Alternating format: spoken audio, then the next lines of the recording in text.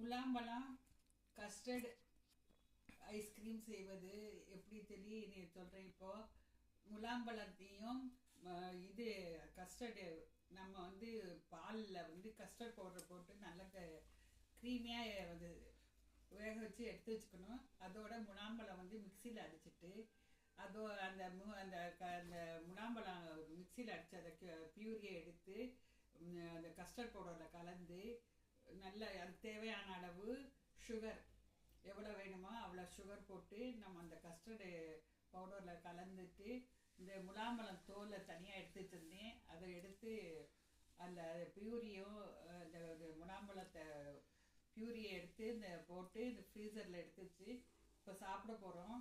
அவ்வளோ டேஸ்ட்டாக இருக்குது. இந்த வெயிலில் அடிக்கிறதுக்கு இந்த முலாம்பழம் அவ்வளோ டேஸ்ட்டாக இருக்குது. இதை செஞ்சு பாருங்கள். இந்த மாதிரி குழந்தைங்களுக்கு கொடுங்க, பெரியவங்களுக்கு கொடுங்க. உடம்புக்கு ரொம்ப நல்லது, குளிர்ச்சி. இதில் நிறைய விட்டமின்ஸ் இருக்குது.